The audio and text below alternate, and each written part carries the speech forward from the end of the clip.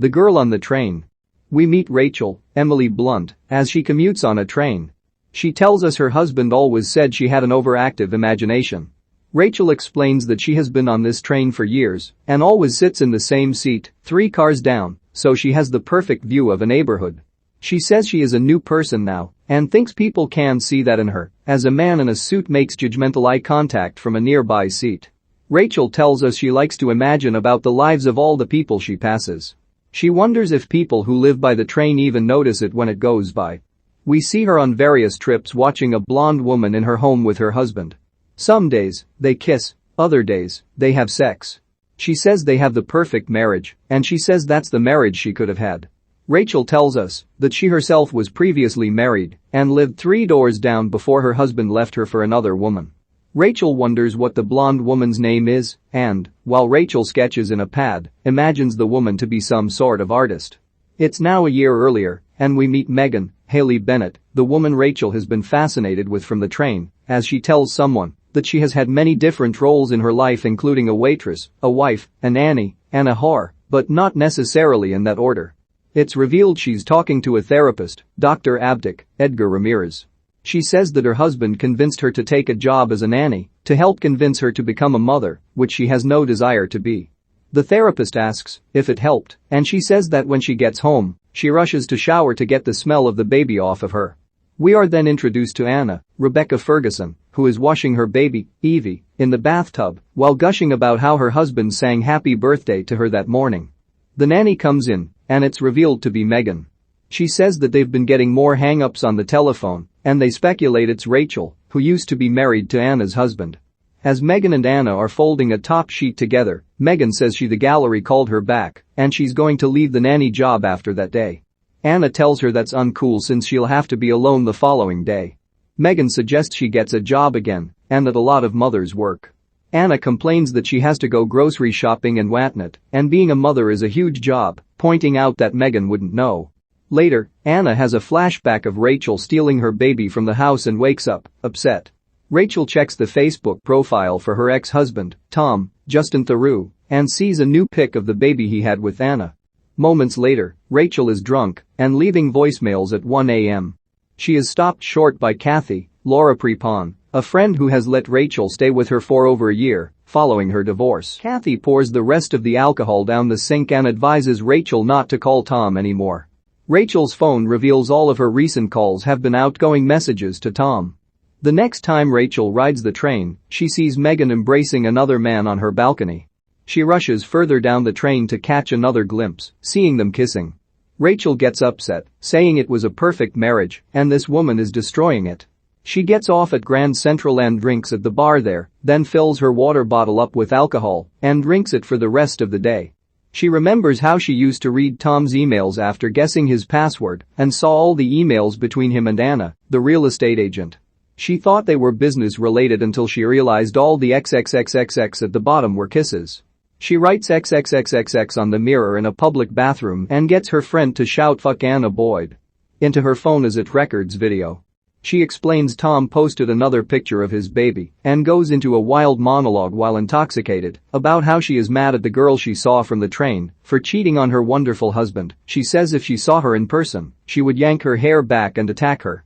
That night, when the train stops at the neighborhood Megan lives and that she used to live with Tom, a drunk Rachel gets off the train. The man in the suit begins following her, knowing her from the daily commute and knowing she doesn't get off there. Worried, Rachel rushes into the park and sees someone down a tunnel. We hear her shout "whore" and then hear a thud but don't see any activity. The next morning, Rachel wakes up at Kathy's, blacked out and covered in blood and bruises. She has no idea what happened.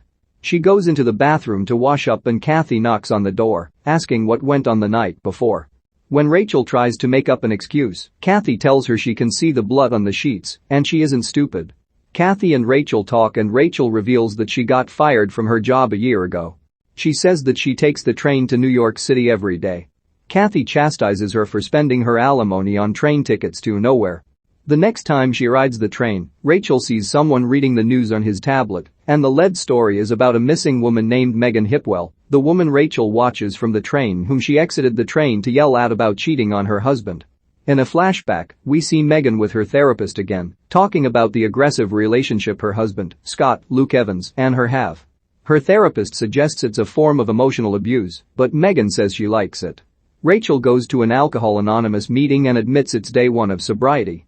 She recalls that she had fertility issues, and that's when Tom drifted away from her, which led her to start drinking. On her way home, a woman, Lisa Kudrow, boards the train and Rachel gets nervous.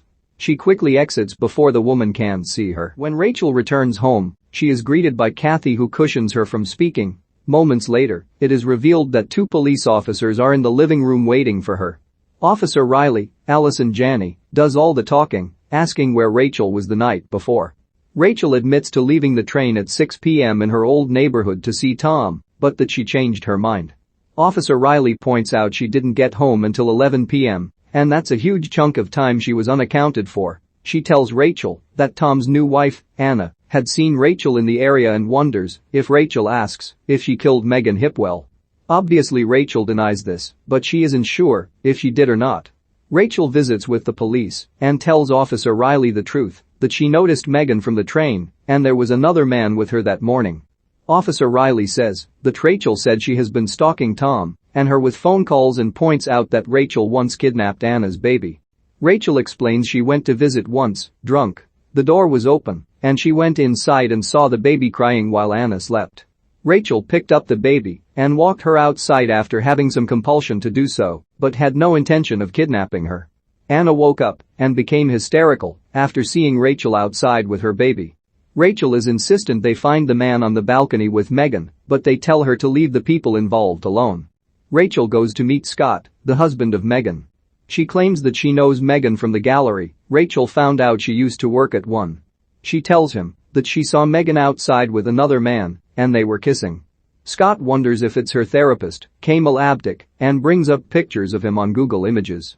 Rachel confirms that, yes, in fact, it is. In a flashback, we see Megan meeting with her therapist. She talks about how she likes to touch herself and demonstrates, but he chastises her for not really truly doing it. Megan continues to flirt with him and sucks his finger. He warns her he could lose his practice. Rachel now meets with Dr. Abdick and uses him as a therapist to see if he can help her remember what happened when she blacked out. She said usually when she blacks out, her husband would tell her what she had done the night before, so she knew what she had to apologize for.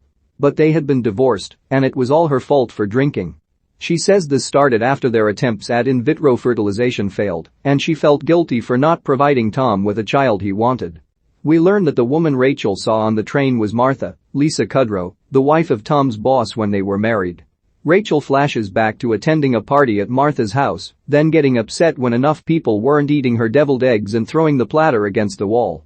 After they're kicked out of the party, Tom chastises her, telling her that Martha is the wife of his boss and he could be fired, but she is mean to him, still inebriated. Then, another night, also drunk, she takes a golf club and smashes a mirror in front of him. Rachel realizes her drinking ruined her marriage and led him to cheat on her.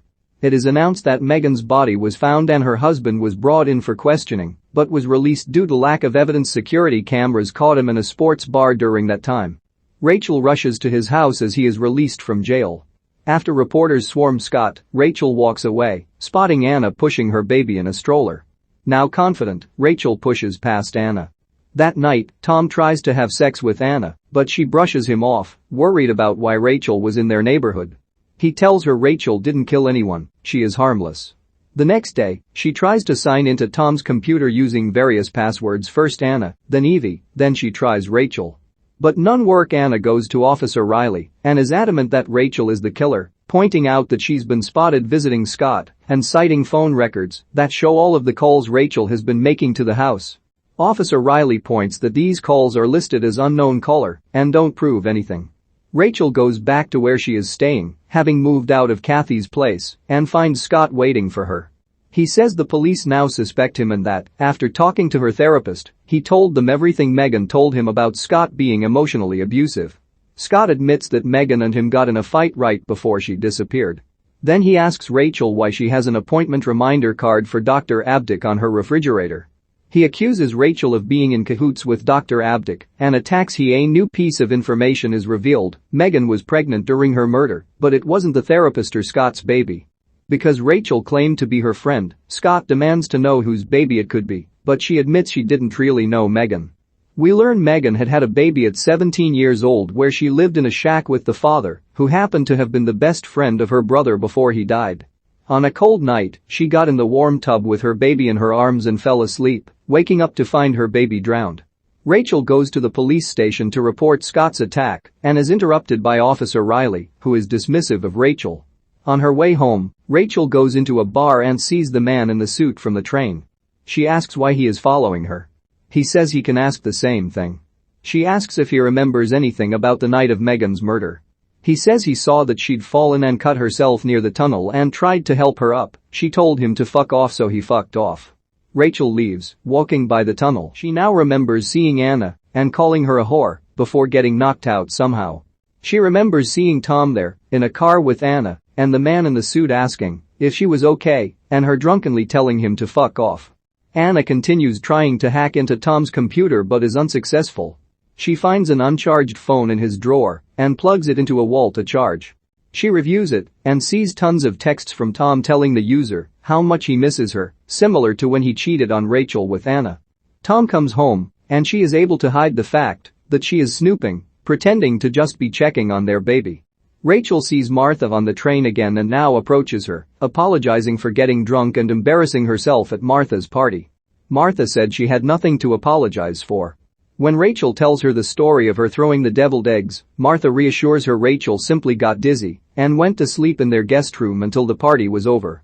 Rachel points out that Tom got fired because of Rachel's behavior. Martha tells her Tom got fired because he couldn't keep his dick in his pants and was fucking everybody in the office. It becomes apparent to Rachel that Tom was planting false memories into her head. He was actually the one that smashed the mirror with a golf club in anger when Rachel was drunk, but then told her it was her fault the next morning. Anna waits until Tom falls asleep and then creeps out of bed, taking the now charged cell phone outside. She listens to an outgoing message and learns it is Megan's phone. Just then, Tom appears behind her and she tosses the phone over the fence. He asks why she's up and she says she heard a noise and he tells her she should have woken him up if she heard a noise. Now Rachel remembers what happened that night. She saw who she thought was Anna and called her a whore. But it turned out to be Megan. Megan goes to the end of the tunnel where Tom is waiting to take her to their secret rendezvous spot in the woods. Megan says Rachel's down there, knowing her because she has been stalking Anna. Tom rushes towards Rachel and attacks her, knocking her down and causing her to black out. Rachel rushes to Tom's house, trying to warn Anna. She tells her Tom is lying to her. Anna is nonchalant and says she knows he lies and that the two of them lied to Rachel. She seems to have enjoyed the cheating, but realized Tom then cheated on her with Megan when she was supposed to be watching her baby, which we see in flashbacks. All the hang-ups Anna thought were coming from Rachel were actually Megan calling from an unlisted number. We now see in flashback when Megan found out she was pregnant. She called Dr. Abdick over for advice. Scott is an aggressive man and Megan is worried about letting him raise the child. Megan and Dr. Abdick go on the balcony and he hugs her affectionately and then gives her a friendly kiss on her face. We see Rachel watching this from the train, misinterpreting it as sexual. Scott attacks Megan after she reveals she was having an affair. This is the first time he's been violent with her and she storms out of the house, texting Tom to meet her. When he picks her up in the tunnel, we see her saying again Rachel's down there and Tom beating Rachel up. In present day, Tom corners Rachel and yells at her. Rachel tells Tom she knows he attacked her in the tunnel and that he got in the car with Megan. Anna admits to finding Megan's phone in his bag. Tom confesses to the affair and complains that both of them were weak women, so he had to move on. Tom begins to accost Anna while Rachel grabs a corkscrew and then slips away, dialing 911. But before she can ask for help, Tom approaches and destroys her phone. Rachel is dragged and beaten up by Tom. In a flashback, Tom then takes Megan to the woods, where he tries to have sex with her. But Megan stops him, telling she took him there to tell him that she's pregnant with his child. He tells her he will help her get an abortion. She says she wants to keep the baby, and when he is adamant it will ruin his family life, she gets irate and threatens to reveal their affair. Tom gets angry and stomps repeatedly on her face. As she is bleeding, he finds a large rock and smashes it on her face, killing her. Rachel is attacked some more by Tom and struggles to reach for the corkscrew.